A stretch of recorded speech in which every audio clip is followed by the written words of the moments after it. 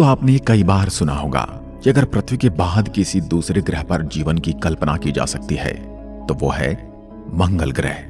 हालांकि वैज्ञानिकों का मानना है कि हमारा ब्रह्मांड इतना बड़ा है तो ऐसा कैसे हो सकता है कि उसमें केवल और केवल पृथ्वी पर ही जीवन संभव हो।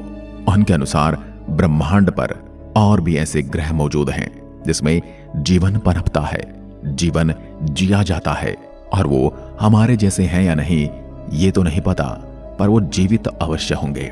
फिलहाल कुछ वैज्ञानिकों ने यह दावा किया है कि पृथ्वी पर जीवन मंगल ग्रह से यात्रा करके ही आया है। अब इस बात में कितनी सच्चाई है इसकी पुष्टि मैं नहीं करता, लेकिन क्या कभी मंगल ग्रह पर जीवन था तो उसका जीवन कैसे और कब नष्ट हुआ, ये सबसे बड़ा सवाल है। ये एक ऐसा प्रश्न है जिसका उत्तर हर कोई जानना चाहता है। इसीलिए आज हम इस विषय पर बात करेंगे और जानेंगे आखिर कैसे कैसे हालात रहे होंगे जिन्होंने मंगल ग्रह को बेजान कर डाला, लेकिन पृथ्वी पर जीवन को भेज दिया। ये बात तो आप भी जानते होंगे कि सभी ग्रहों का जन्म तारे से होता है और हमारे सौरमंडल के सभी ग्रह भी हमारे सूर्य से ही जन्म लेते हैं। अब हमारा सूरज सबसे गर्म पिंड है, इसलिए इसमें जन्मे सभी ग्रह भी बेहद गर्म रहे होंगे। लेकिन ग्रहों के पास खुद से गर्मी पैदा करने का कोई जरिया नहीं था, इसलिए उन्होंने ठंडा होना शुरू कर दिया। ये प्रक्रिया करोड़ों साल तक यूं ही चलती रही। मंगल ग्रह जो कि पृथ्वी से काफी छोटा है और सूर्य से भी इसकी दूरी कहीं ज्यादा है, इसलिए मंगल ग्रह पर करोड़ों साल पहले ही आदर्श तापमान बन गया था।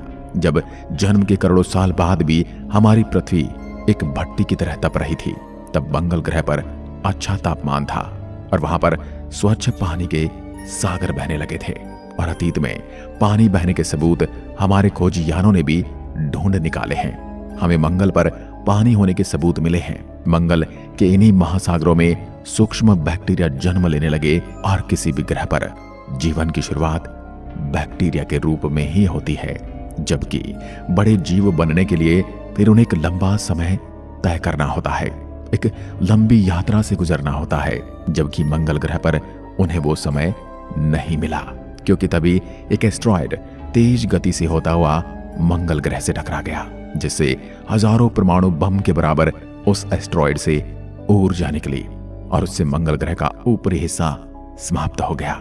इस टकराव से मंगल ग्रह के बैक्टीरिया अपने आप नष्ट हो गए। उसी समय एक और ग्रह घूमता हुआ हमारी पृथ्वी से टकराया और पृथ्वी के दो टुकड़े हो गए। हाँ, यह बात और है कि तब पृथ्वी पर कोई जीवन था ही नहीं, तो उस टक्कर से पृथ्वी के जो टुकड़े हुए उनमें से एक टुकड़े पर तो हम रहते हैं और जो बचा दूसरा टुकड़ा उसे हम आज चांद कहते हैं। इसलिए हिंदू पौराणिक ग्रंथों में पृथ्वी को चांद की बहन कहा गया है और हम पृथ्वी को माता मानते हैं, इसीलिए चंदा को मामा कहा गया है। पृथ्वी के उस ग्रह से हुई टक्कर एक अच्छा संयोग था, क्योंकि उससे भविष्य में पृथ्वी पर जन्म जीने लायक परिस्थितियां बनने वाली थी। साल 2014 में नासा के रोवर्स ने मंगल ग्रह की एक जबरदस्त तस्वीर ली थी, क्योंकि इस तस्वीर में गोल पत्थर दिखाई दिए थे जो कि हजारों साल पानी बहने के कारण बनते हैं। साथ ही तस्वीर में काफी सारे दर्रे और नदी रूपी संरचनाएं भी थी, जिसको देखकर वैज्ञानिकों ने अनुमान लगाया कि एस्टेरॉयड की टक्कर के बावजूद भी मंगल की धरती के अंदर पानी तरल रूप में रहा होगा, क्योंकि ज्वालामुखी के फटने के कारण भाव की अवस्था में बाहर निकला। आपको यह भी पता होना चाहिए कि मंगल ग्रह पर अनगिनत ज्वालामुखी हैं। एवरेस्ट की चोटी से 3 गुना ऊंचा मंगल का ओलंपस पर्वत भी असल में एक ज्वालामुखी ही है। जलवाष्प के रूप में ज्वालामुखियों ने जब पानी बाहर फेंका तो मंगल पर बादल बने, जिससे बारिश हुई, जिससे एक बार फिर से मंगल ग्रह पर जीवन पनपने लगा। लेकिन ये दूसरी बार पनपने वाला जीवन भी यहाँ लंबे समय तक नहीं चल सका, क्योंकि सूर्य से ज्यादा दूरी होने की वजह से मंगल ग्रह तब काफी ज्यादा ठंडा हो गया था और उसका पानी बर्फ में जम गया था।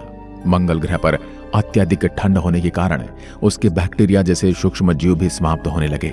दूसरी तरफ तभी पृथ्वी का तापमान अब सही होने लगा था और चंद्रमा के गुरुत्वाकर्षण ने पृथ्वी को तब एक महत्वपूर्ण बेहतरीन स्थिति प्रदान की, जबकि ऐसी स्थिरता मंगल ग्रह पर नहीं थी, क्योंकि उनके दोनों उपग्रह बेहद छोटे हैं और उनका गुरुत्वाकर्षण बल मंगल ग्रह को एक धुरी पर बांधने लायक नहीं है, जबकि हमारा चंद्रमा काफी बड़ा है और उसका गुरुत्वाकर्षण बल हमारी पृथ्वी को एक तरफ झुकाकर रखता है, जिसकी वजह से यहाँ सर्दी, गर्मी और बारिश वाले मौसम बन पाते हैं।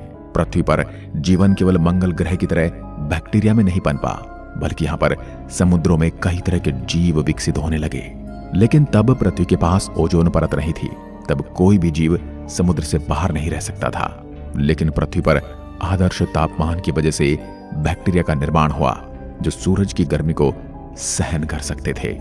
उस अनोखे घटनाक्रम के जरिए बैक्टीरिया जीवन के लिए एक बेहतरीन पदार्थ का निर्माण करने लगे, जिसे हम ऑक्सीजन कहते हैं। तब पृथ्वी पर मंगल ग्रह से कहीं ज्यादा ऑक्सीजन बन गई थी, और जब सूरज की घातक अल्ट्रा वायलेट किरणें ऑक्सीजन के अणुओं पर गिरी, तो ऑक्सीजन के दोनों परमाणुओं ने अलग होकर ओजोन परत का निर्माण किया, और पृथ्वी के चारों ओर ओजोन की मोटी परत बन गई, जो सूर्य से निकलने वाली घातक किरणों को सोखने का काम करने लगी।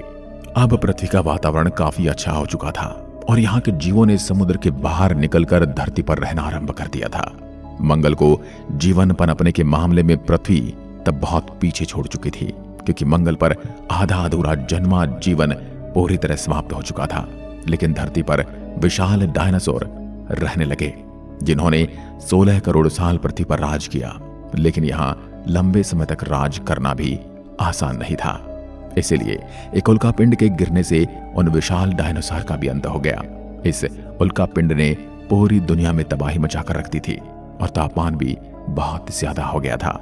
हजारों साल तक आसमान से आग की बारिश हो रही थी, और एक बार फिर पृथ्वी पूरी तरह से तबाह हो चुकी थी। आज से 6.5 करोड़ साल पहले धरती पर हर तरफ नर्क जैसा मंजर दिखाई दे रहा था। लेकिन ये घटना हमारे लिए एक वरदान साबित होने वाली थी, क्योंकि अगर डायनासोर का अंत नहीं होता तो हम यहाँ नहीं होते। उनके अंत के साथ ही स्तनधारी जीवों की प्रजाति को आगे बढ़ने का मौका मिला। पीढ़ी दर पीढ़ी उनमें कई तरह के बदलाव देखने को मिले, और करीब 6 करोड़ साल चले। इस बदलाव की वजह से इंसान जैसे बुद्धिमान प्रजाति का जन्म हुआ।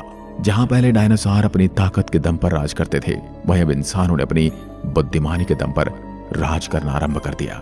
हमने यहाँ मौजूद हर साधन का इस्तेमाल करना सीखा, और आज हमने इतनी तरक्की कर ली है कि धरती के किसी भी प्राणी का आसानी से खात्मा कर सकते हैं। दोस्तों, ये तो आप मानते ही होंगे कि जीवन की संरचना आसान नहीं है, क्योंकि जीवन केवल ऐसे ग्रहों पर पनपता है जहां परिस्थिति आदर्श हो और तापमान इतना आदर्श हो कि जल तरल अवस्था में रह सके, जहां हमारे चांद जैसा एक बड़ा उपग्रह भी हो जो अपने ग्रह को एकदम स्थिर रखे, जहां ओजोन लेयर हो जो सूरज की हानिकारक किरणों से बचाए रखे, और जिस ग्रह की अपनी चुंबकीय शक्ति भी हो, ताकि सौर तूफान के जीवन सुरक्षित रह सके। भले ही दोस्तों ब्रह्मांड में अरबों ग्रह हों, लेकिन हमारी पृथ्वी जैसी आदर्श परिस्थितियां बहुत कम ग्रह पर रही होंगी।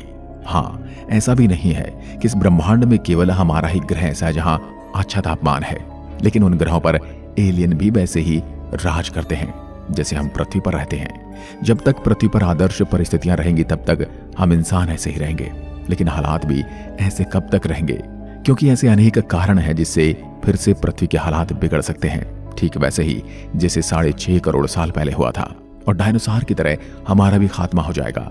क्या पता किसी एस्ट्रॉयड से हमारी पृथ्वी टकरा सकती है, या फिर किसी घातक वायरस से हमारा अंत हो सकता है, या फिर हम इंसान ही परमाणु बम और जैविक हथियार का इस्तेमाल करके जीवन का खात्मा कर सकते हैं। दोस्तों, कभी ना कभी पृथ्वी से जीवन खत्म जरूर होगा, लेकिन यह भी सच है कि हम इंसानों का पूरी तरह से इस धरती से सफाया नहीं होगा, क्योंकि अभी हम इंसान इस धरती पर केवल 2 लाख सालों से ही हैं, जबकि यहाँ जीवन अरबों सालों से, जिसमें पृथ्वी ने हजारों मुसीबतों का सामना किया है और अनेकों बार यहाँ जीवन नष्ट हुआ है, लेकिन फिर भी यहाँ जीवन पनपा है।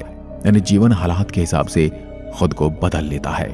इसलिए अब कोई अगर घटना पृथ्वी पर होती है तो उससे भले ही हमारा खात्मा हो जाए, लेकिन जीवन को उपजाने वाली परिस्थितियां यहाँ स्थायी रूप से खत्म नहीं होंगी, और यहाँ एक बार फिर से जीवन पनपेगा। ठीक जैसे आज हम यहाँ पर राज करते हैं, ठीक वैसे ही यहाँ पर किसी का राज होगा। ये प्रक्रियाएं शुरू से चलती आई हैं और आगे भी चलती रहेंगी। यहाँ ये बात भी है कि एक न एक दिन पृथ्वी का अंत जरूर होगा, और इसकी वजह बनेगा हमारा सूर्य, जो हमें जीवन देता है, क्योंकि सूर्य ऊर्जा का भंडार है, और जैसे जैसे इसका ईंधन खत्म हो रहा है वैसे वैसे इसका आकार भी बढ़ने लगा है। 2 अरबों साल बाद सूरज 15% बढ़ चुका होगा और तब पृथ्वी काफी ज्यादा गर्म हो चुकी होगी और यहां से जीवन पूरी तरह से समाप्त होना आरंभ हो जाएगा। और जब इस सूरज का ईंधन पूरी तरह से समाप्त हो जाएगा तब इसका आकार पूरी तरह से बढ़ जाएगा। उस समय सूरज का फैलाव हमारी पृथ्वी तक पहुंच जाएगा और हमारी पृथ्वी पिघलकर सूरज में समा जाएगी। इसलिए मैं इतना ही कहूंगा कि हमारी पृथ्वी अमर नहीं है और जिस तरह किसी भी चीज का जन्म होता है ठीक वैसे ही हमारी पृथ्वी का भी जन्म हुआ है और जिसका जन्म हुआ है उसका अंत अवश्य है। आज की वीडियो में बस इतना ही। अगर वीडियो पसंद आई तो लाइक कीजिए और ऐसी वीडियो देखने के लिए हमारे चैनल को तुरंत सब्सक्राइब जरूर करें। धन्यवाद।